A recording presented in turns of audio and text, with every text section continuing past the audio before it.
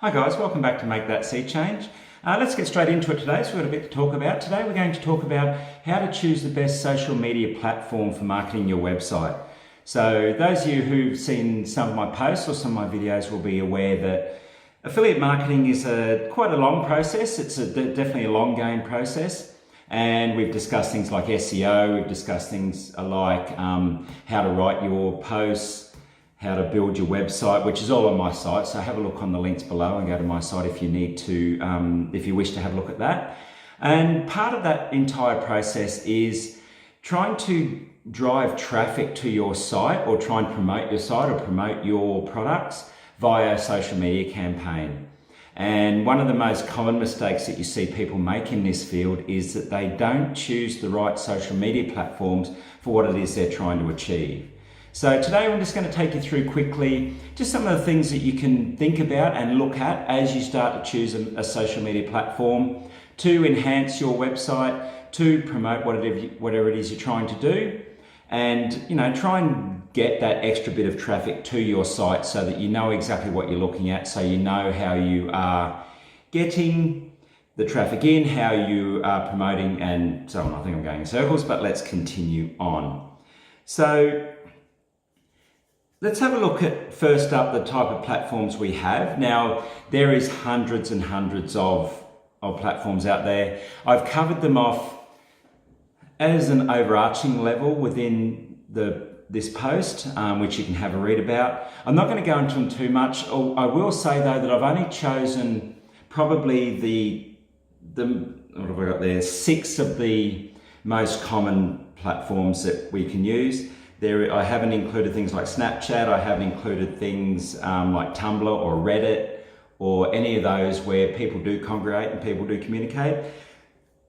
If within your niche they're platforms that people commonly use, I know in the gaming niche, Snapchat and Reddit and Tumblr, I think all of them are actually ones that are used quite commonly in those areas. I haven't talked about them today, as I've said, but there are other ones. We have, obviously we've got the common ones. So we've got Facebook. So Facebook is the most well-known of the social media platforms. Very good for building a community, allows you to build groups, allows you to build a story, to tell your story, to build an idea about who you are and what it is you're trying to achieve. So Facebook's very good for that. It is a little bit difficult to build followings in Facebook because Facebook is now carried on with all the, you got all the ads in your feed.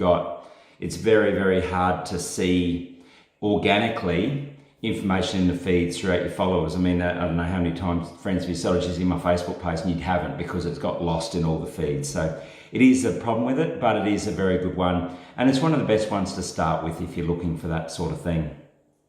Obviously, we've got Instagram next.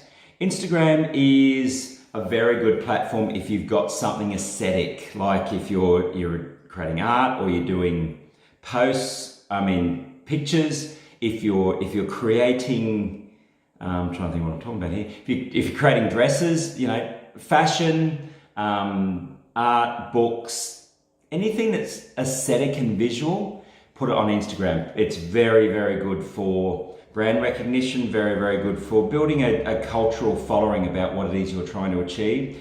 The very good thing about Instagram, obviously, is if you're in, say, even something like the essential oils niche, if you can search for people who do essential oils, you can find what it is they're looking at, and you can actually build a following of people you don't know, and people will interact with you a lot more on Instagram than they will on Facebook. So it's a very good one for building a brand, getting your information out there in a visual sense.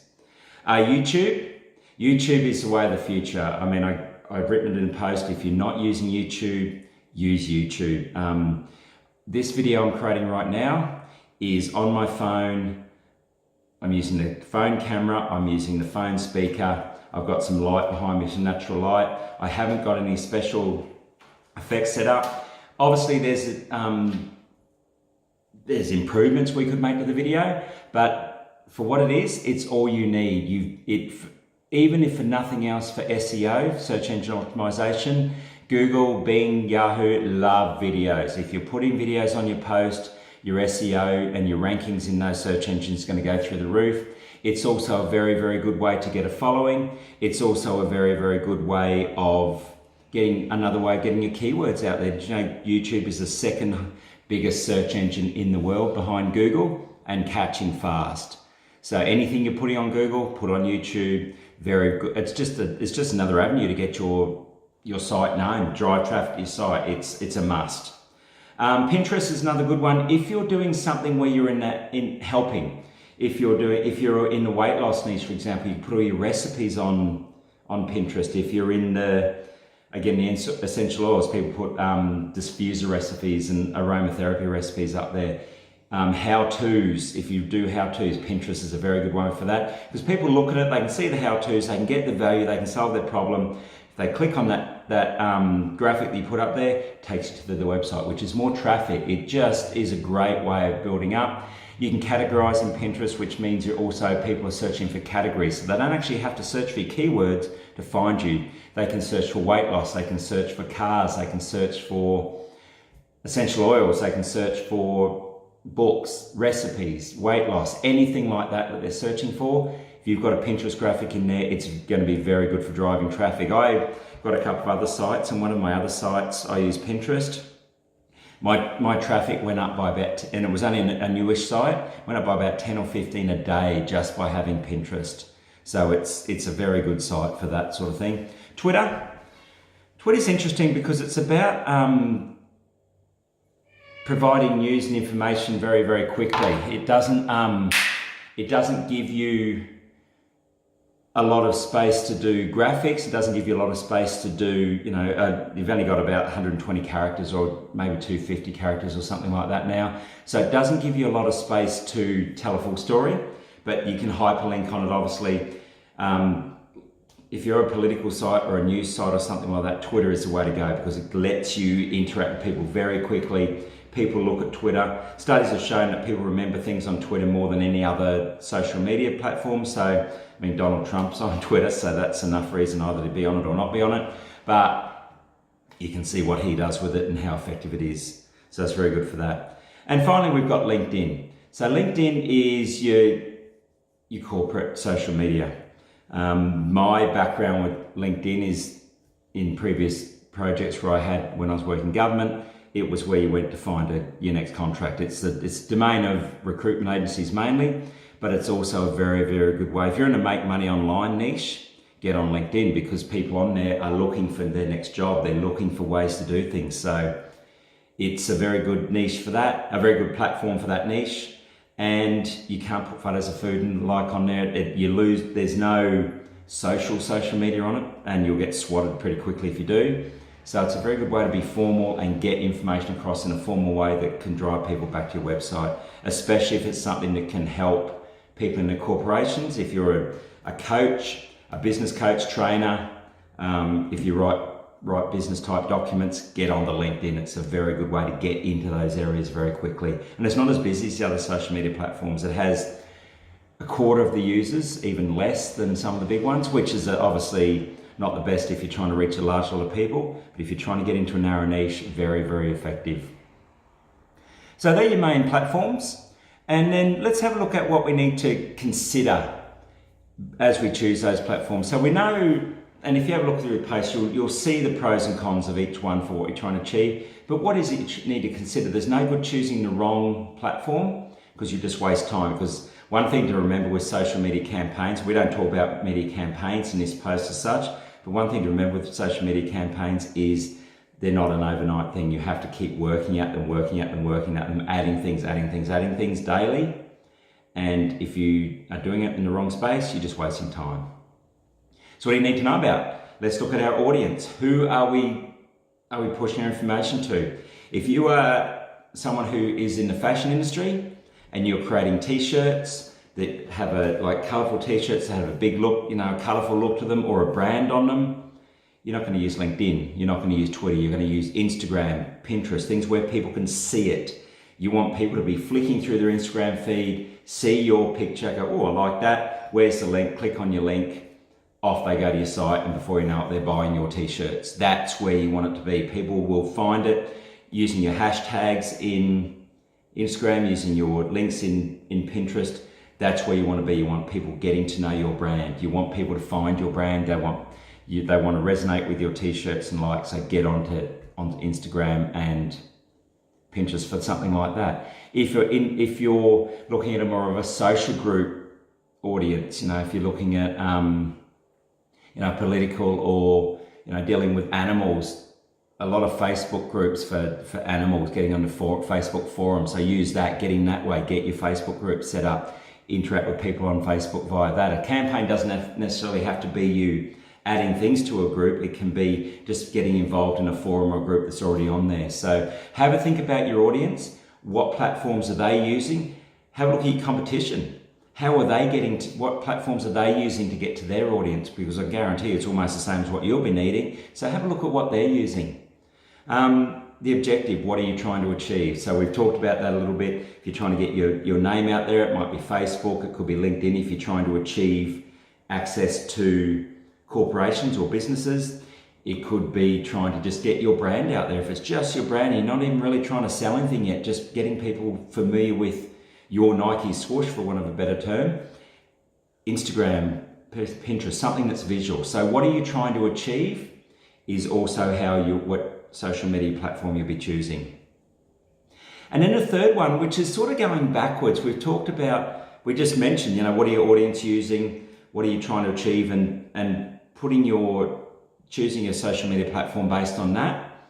Let's go the other way for a minute. What can you use? What do you know how to use? I personally, when I started using Pinterest, it took me a while to learn how to use it, the nuances of it, how to, make graphics stand out. Just as a word of advice, the minute I had black background with white writing in Pinterest, my views went through the roof compared to white writing with white background, black writing. Just must stick out more.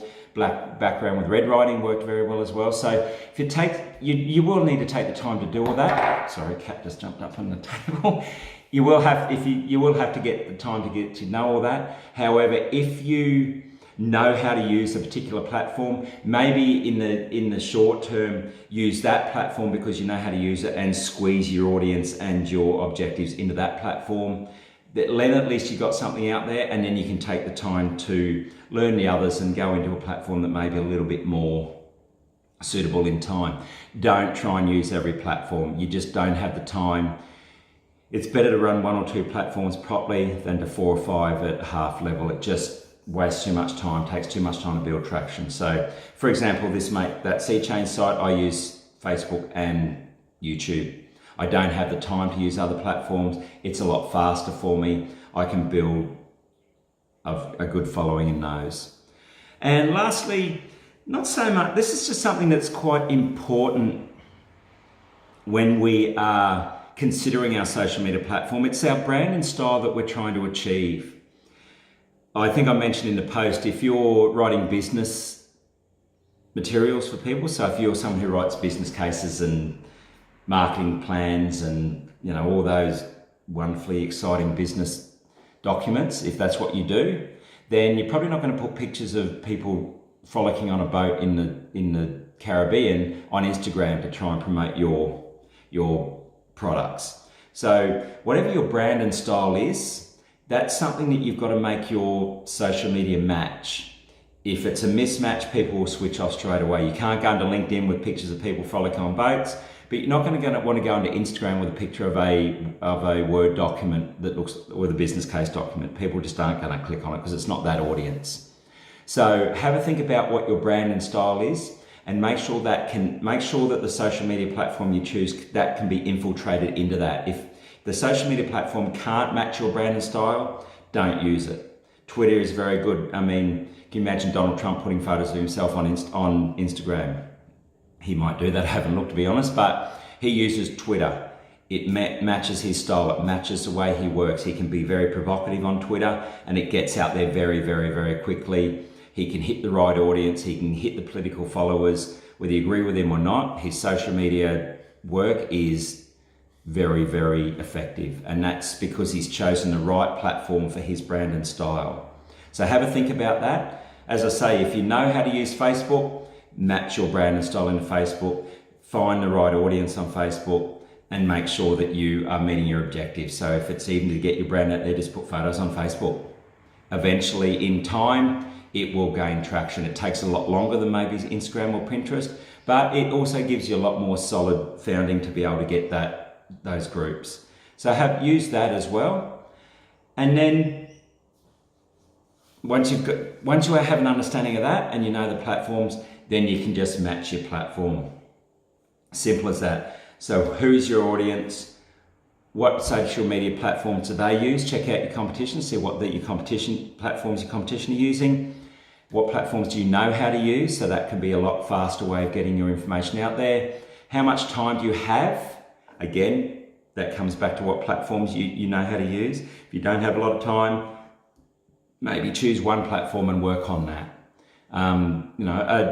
Again, as an example, if I'm using YouTube, it's taken me probably 15, 20 minutes to set up the camera, work out what I'm going, which is to put my phone on a tripod, sorry. Work out what I'm going to say, get my script in front of me. You can't see that, but obviously I've got a script in front of me that I'm looking at. And then once I get the video shot, which is in about 3 minutes time, I then have to upload it. I then have to edit it. I have to put my pretty thumbnail on the front. I have to go through and do all the SEO practices behind the scenes, which I'll do in another post for you soon. So it takes me about half an hour per video. So if I'm trying to do that for every single platform, that's 4 or 5 hours. So I just don't have that time. I'm sure you don't have that time. If you've got the money to employ a social media manager, they might have the time, but you've still got to be the face of it. So you've still got to be your photos, your videos and likes. So I'm just sort of trying to let you know the time that this sort of stuff takes. So that's why it's important that you choose the right one and work out what you're trying to achieve. How much time do you have? And think about your brand. Can these platforms take your brand and work with you? So that's it for today. I think we'll leave it there. So thank you for watching. As usual, please click on subscribe. Please click on the like buttons below and keep an eye out for future videos based on my posts. Until next time, have a great day. Bye.